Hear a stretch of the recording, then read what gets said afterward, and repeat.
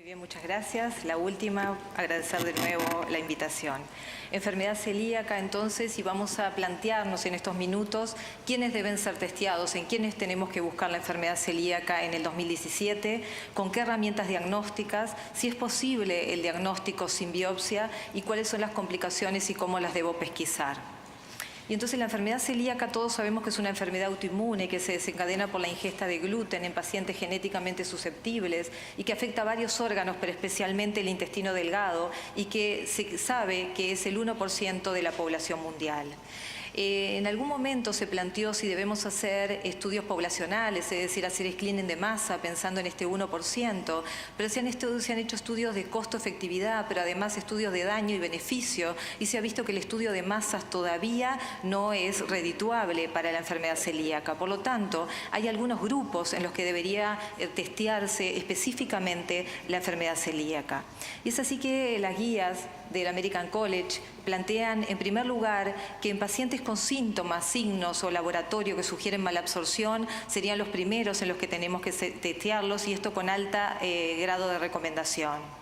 Pacientes con síntomas, signos o laboratorios en los que la enfermedad celíaca es tratable, esto quiere decir que tratar la enfermedad celíaca va a mejorar los síntomas del paciente, también es otra indicación. Entonces suena como raro y no nos damos cuenta muy bien de qué se trata. Entonces el American College propone esta lista y dice, bueno, es en aquellas síntomas o en aquellas situaciones clínicas en donde la enfermedad celíaca es más frecuente, o en aquellos en las que, no siendo frecuente, si logro un diagnóstico de enfermedad celíaca, va a cambiar la sintomatología, el pronóstico y fundamentalmente la calidad de vida del paciente. Por ejemplo, pacientes con fatiga crónica o pacientes con amenorrea o dolor abdominal recurrente, que puede ser una salida en estos pacientes que son tan difíciles de tratar. También específicamente tiene una alta recomendación el estudiar familiares de primer grado de un celíaco que tiene síntomas, y esto que tiene síntomas, signos o laboratorios compatibles con enfermedad celíaca, no hay duda, pero hay una recomendación condicional para aquellos familiares de primer grado que son asintomáticos de un celíaco y que esto lo ven como algo que deberían ser estudiados, pero no con un grado de afirmación importante. Los pacientes con elevación de las transaminasas séricas sin causas que la expliquen, o los pacientes que tienen una diabetes tipo 1 con síntomas, signos de laboratorio que sugieren enfermedad celíaca, serían los que tienen mayor grado de evidencia científica, que son los grupos de riesgo que deberían ser buscada la enfermedad celíaca.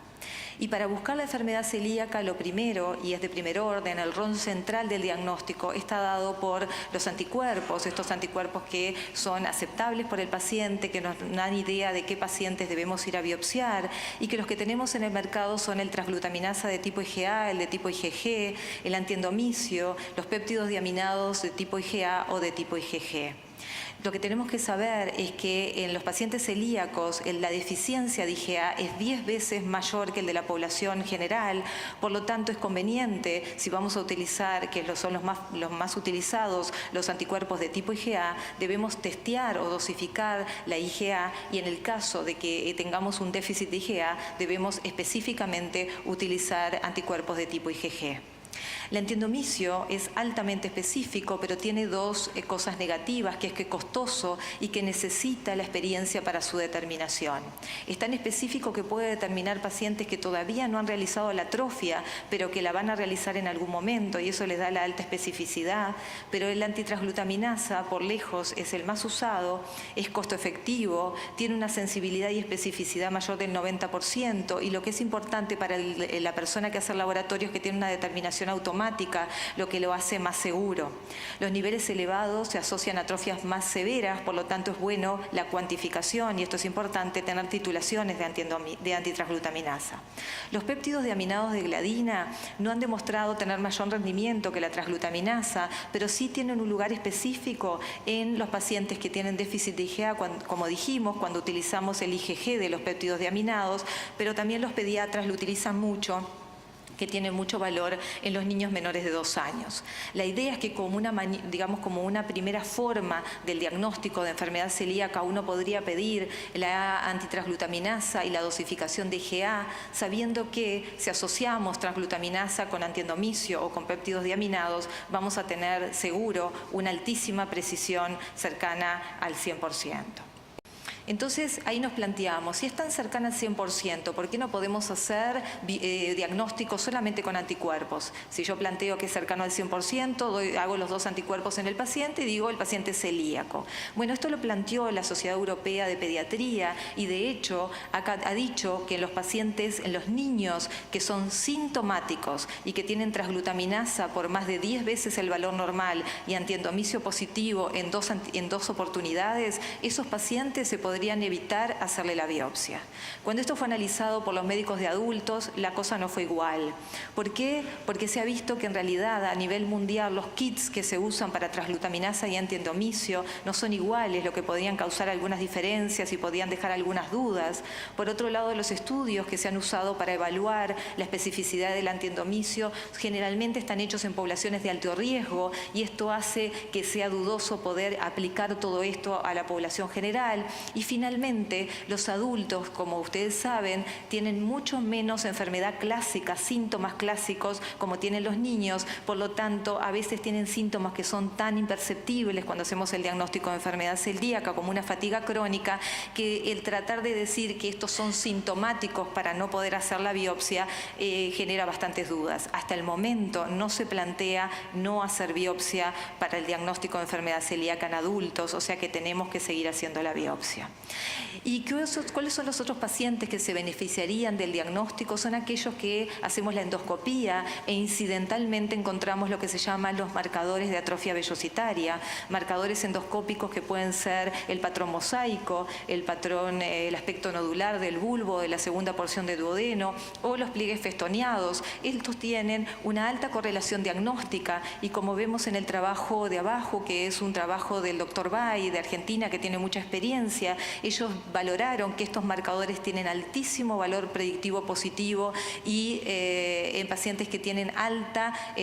posibilidad pretest de ser celíacos, mucho más que en aquellos que tienen baja probabilidad. Por lo tanto, en esos casos los marcadores endoscópicos son muy buenos. Pero ojo, el marcador endoscópico no es exactamente igual a enfermedad celíaca, porque vamos a ver en estas imágenes que todas tienen aspecto de atrofia vellositaria, que tienen diferentes diagnósticos como el sprue tropical, la enteropatía HIV, el citomegalovirus o la yeyunitis eosinofílica ulcerativa, y esto hace que es necesario confirmar con biopsias el diagnóstico de enfermedad celíaca y no nos podemos llevar únicamente por los marcadores de atrofia. Esta atrofia que sabemos que la mayoría no es continua como antes pensábamos, sino que es en parches, y parches que debemos de tener en cuenta para cuando hacemos las biopsias, para saber el número y el lugar donde hacemos las biopsias. Entonces, en este trabajo que me resultó muy interesante, ellos hicieron biopsias de todos los sectores del duodeno, múltiples biopsias para evaluar si habían parches de biopsia, o sea, parches de atrofia quiero decir, o si dónde estaban la mayor afectación de la mucosa en qué sector. Y lo que encontraron, al contrario de lo que uno pensaría a priori, es que no solo se encontraron parches de atrofia, es decir, que hay mucha diferencia en un sector y otro del tipo histológico que se encuentra, sino que en una misma biopsia habían sectores de parches de atrofia en una única biopsia. Inclusive, nosotros sabemos que la enfermedad celíaca tiene una afectación que es de proximal a distal, pero este grupo encontró que la mayor afectación estaba en los sectores distales más que en los proximales. Pero como todo cambia y como todo se sigue investigando, siguieron viendo si realmente las biopsias de bulbo son necesarias, y entonces el grupo del doctor Murray planteó hacer biopsias de bulbo en muchos pacientes y ver qué características tenían los pacientes que se les encontró únicamente biopsias